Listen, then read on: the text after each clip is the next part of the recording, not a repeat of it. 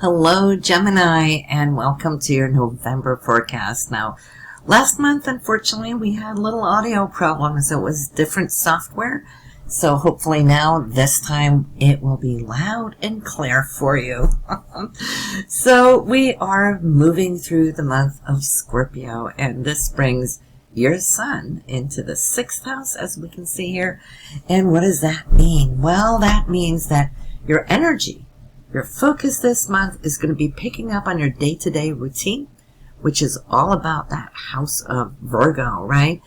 To organize things, to streamline your time so that you can be more efficient, not just here now this month in November, but whatever you're putting down as a foundation now is going to linger and last with you for the next 12 months until the sun will move through this area again and allow you to get all on board, on track with all those things in your day-to-day that is important so that you can work more efficiently in the oncoming months.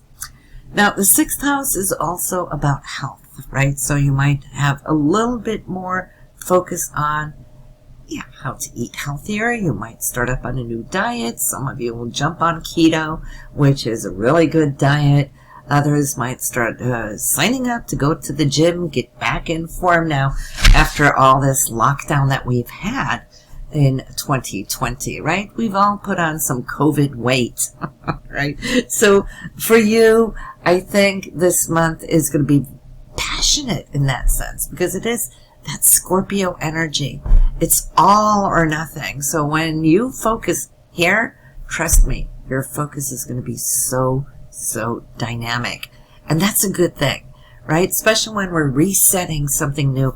We want our focus to be there not just one day, because it takes time to break old habits, old routines. This is the area of routine. It takes a couple of weeks, and you'll have this full month of November to do just that, right? And since we're talking about the 6th house, well, you know how we talk about our intentions on the new moon. Look at this. You have the new moon in this area, November 15th. I got it all written down here for you. November 15th, 23 degrees in Scorpio. Now, we talk about the new moons. We know we place our intentions on the new moon. Why? Because it has the power to bring forward those things that we hold in mind, that we intend. But don't let your intentions be all over the place. Because you know how they say that the power of manifestation. Why doesn't it work for some people? Well, if you're trying to manifest something where the new moon is not, well, it doesn't attract it that quickly. We will attract super quickly the area where the moon is showing up. So, let your attention be good health. I want to lose weight. I want to gain weight, right? I want to be in perfect shape. Talk to your body. Talk to yourselves. Listen to Bruce Lipton in that sense. I just love listening to him. Because why? He really spells it out. How we can communicate with all the cells in our body to create perfect health, mind over matter. It's epigenetics, right? So we're not just, caught by the genes that we were given. No, we have the ability to rise above and beyond and become more. He is somebody you definitely need to check out on YouTube. Just think about Lipton tea. Bruce Lipton. One of my big favorites out there. And this new moon being in Scorpio too, of course the moons are emotional. You know, there's a lot of passion whenever Scorpio comes in, so you might want to add that as one of your intentions. I wish to express more passion in my day-to-day life. This is your work life, not career. Career is always the 10th house. We're looking at the 6th house here. So that's your day-to-day. I wish to express more passion in everything I do, in the people I connect with, my coworkers and so forth. Let me be more attentive, listening, and paying attention to what they might have to say, share, so I can grow, so we can grow, right? So Scorpio is all or nothing. It's that kind of thing. There's hardly any little middle ground or gray zone there, right? So you will probably find that there's things here that you will really want to dive deeper into, and there's other things that you might want to purge. We've talked about purging with all these planets showing up here in your 8th house. Saturn, Pluto, and Jupiter. You know, Pluto purges. But remember, Pluto rules Scorpio. So this new moon is also asking you, since it rules Scorpio and the new moon is in the sign of Scorpio, to be aware of what can you purge that's just taking your time. Maybe you need to purge some toxic people. Maybe you need to purge your wardrobe, right? And see what's worth keeping, what's not worth keeping. That kind of thing. You get my drift, right? So whatever you can purge, allow that also to be on your intentions for this month. And trust me, you will be so grateful for it. We get rid of old stuff whenever there's that Plutonian energy, but that opens up new doors so that we can attract and get more things either into the wardrobe or new people in our day-to-day life that are positive for us, right? Not toxic. So let's talk about the full moon since we're on it. Down here you will see November 30th. We have the full moon 8 degrees in Gemini. For you, that is your first house. So how wonderful. Around the time of the 30th, you should harvest something that you've been intending in prior months. And it pertains to you, your personality. That's what the first house is all about. It's how we engage in our mind with ourselves, but also how we share ourselves out to other people. Because it's the ruler here of the ascendants, right? And that's how people perceive you, how they meet you, first impressions, and so forth. So this full moon should bring something really sweet and nice into your life. Mercury Retrograde, right? So those of you listening to this on the October end, yes, you know that you have to be a little careful right now with conversations that have any kind of binding energy that's trying to lock you in, right? If you still have to do contracts and, you know, life's got to go on, or the show must go on, just make sure that you read the small, fine print so you don't come into trouble down the road. A lot of times we have to see that things have to be redone, right? Retweaked and whatnot. For you, this Mercury retrograde is showing up in your 5th house, which has to do with relationships, not necessarily marriage, which is more the 7th house over here. Got nothing going on there this month. That doesn't mean nothing's going to be showing up, but it's the 5th house, how you're interacting with your relationships. It's creative. It's self-expression becomes a huge thing of importance. And you will see that you might have a deeper need to express yourself in a creative way and in a romantic way, because look where Venus is. Venus is right here in the 5th house as well. And in the sign it rules, which is Libra. All about balance and harmony and beauty and so forth, right? Good food, good wine, all of those things. So it is a month where you can engage into having a very nice dating scenario. If you're single, this is the time for you to actually go and try to see if you can find that significant other, right? There might be some celebrations going on where you can come across them. It might even be online. We always want to look to the opposite sign of whatever sign we're reading. The opposite of the 5th, of course, is the 11th. Up here, this is where you can find your tribe. It's social media, it's groups and so forth, organizations. And what do you have up there in your 11th house? Action. You've got Mars. Mars is here to help you carve that path. You know, Mars is a doer, not a procrastinator.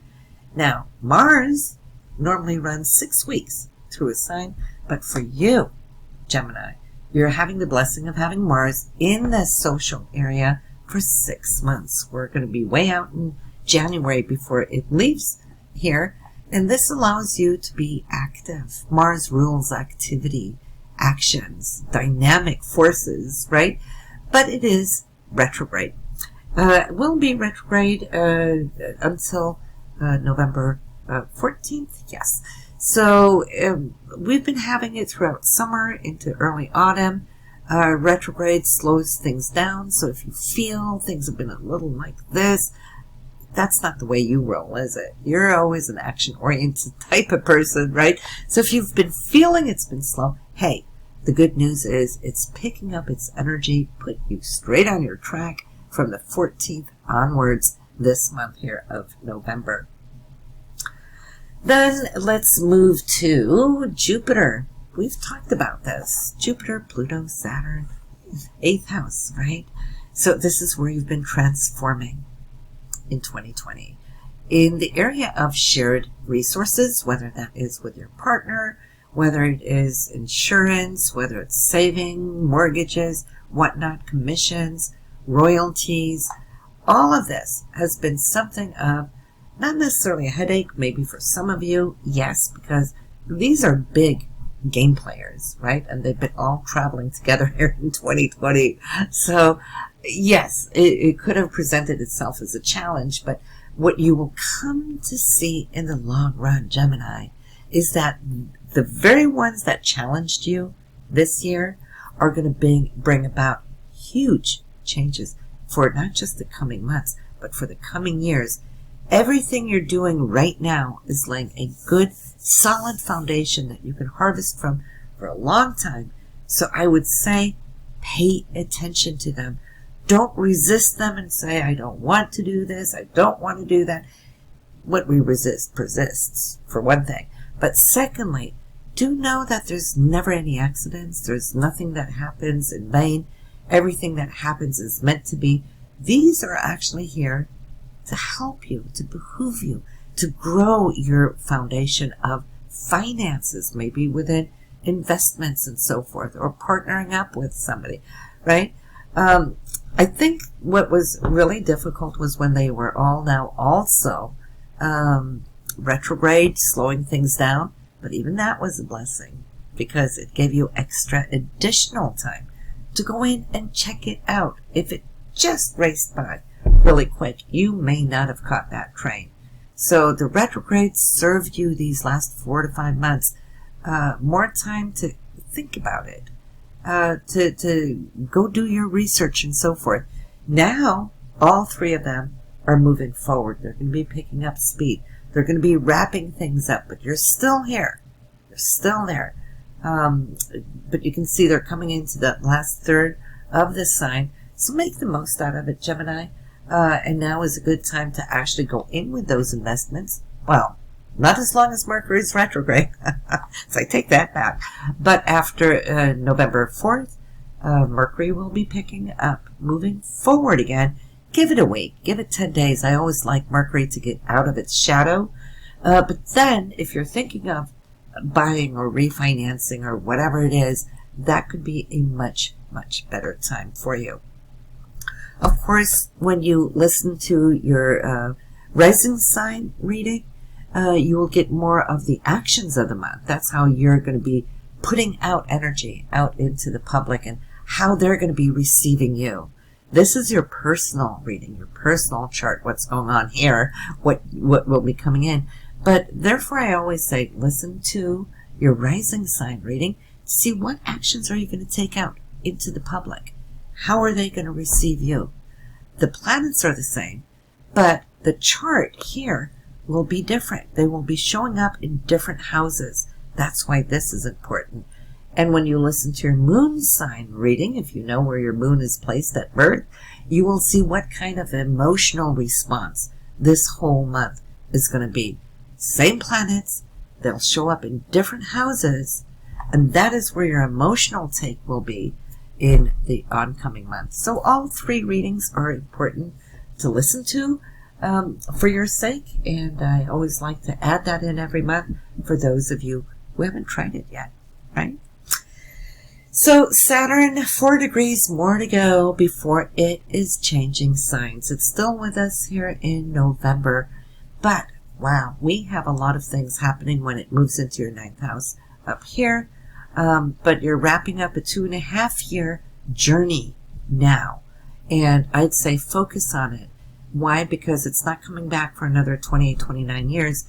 Therefore, You want to take with you the lessons of what it has been giving you so that you can master this. What have you been trying to master? You've been trying to master your finances, not just your monthly income, which is here stipulated and recognized in the second house, but how you can put money aside, how you can invest in it, and so forth, or how you could improve ways of having your money with your partner, right? How does that work for you? So that foundation is going to be with you for another 30 years. That's how long it takes for Saturn to go around. So yes, we always want to try to get the last little squeeze of the lemon out before it leaves. We have Neptune, hopes, dreams, and so forth. That is what you are working on in the long run. It's running in the backdrop of your chart because it moves so slowly. But in that 10th house, that is your career. Neptune is all about your vision, your higher aspirations. It's also quite spiritual, creative, artistic. And music comes in under here, and dance, and so forth. It's that Piscean energy, which is very dreamy. But listen, there's no dreams too big. There's no dreams too vast. At least not in your reality, Gemini, because it's showing up in your 10th house for your goals, right? And your goals could be your career, but it could be other goals. 10th house isn't just career. It's what we intend to do long term. And I know a lot of you have been tuning in more to that spiritual side, listening within, attuning more to that psychic, telepathic type of communication. I mean, you are the communicators of the zodiac, right? Just by the gift of gab, being a Gemini, but it's so much more intuitive now these days. It's already moved 18 degrees into your chart, so it's been here for a number of years. And those of you who are born as a later Gemini, you might not be feeling the benefits of how the earlier Geminis have now started to incorporate that beautiful energy that this represents. Then we have Uranus. Well, Uranus is going to go direct to and join the crowd, the party that is now moving forward, lifting your life up with excitement. Uranus always brings us that wild card. We never know what we get. Sometimes it's good, like a lightning bolt out of the blue. Sometimes it's like, whoopsie, here's a change we didn't foresee coming. For you, showing up in your 12th house over here, currently at 8 degrees. Now, on the 29th of November, so right after Thanksgiving, this energy will awaken you. What I love about Uranus is that beautiful liberating energy that it gives. It gives us that freedom of self, who we are, not the crowd norm or what we were taught, from parents and school and all that, but our own true inner original creative essence and being, right? And when you start liberating that, and look, it's going to move into your first house here in a few years. So right now, when it's working in the 12th house, it's your subconsciousness. It's really trying to change your outlook on what is life. Why am I here? What's the purpose of my life? Is this all there is? Eating, sleeping, and, going to work? Or is there more to life? I'm thinking metaphysically. I'm thinking quantum physically. There's so much more to who we are than what meets the eye and the 5 senses in that 3D reality. There's a whole wave of people that have been waking up to the fifth dimension, all right, the 5th dimensional self, which is our higher selves. And you're kind of in line for this because it's bringing it up from the higher sources, which is that Piscean 12th house. For those of you who are ready, expect your life to expand in these coming years. And the sooner you tune into it, the sooner you're ready to let go of the physical laws only, the more and faster will you grow into this higher dimensionality. So good luck with that. And it was lovely meeting up with you again, Gemini. I will see you again next month. Bye now.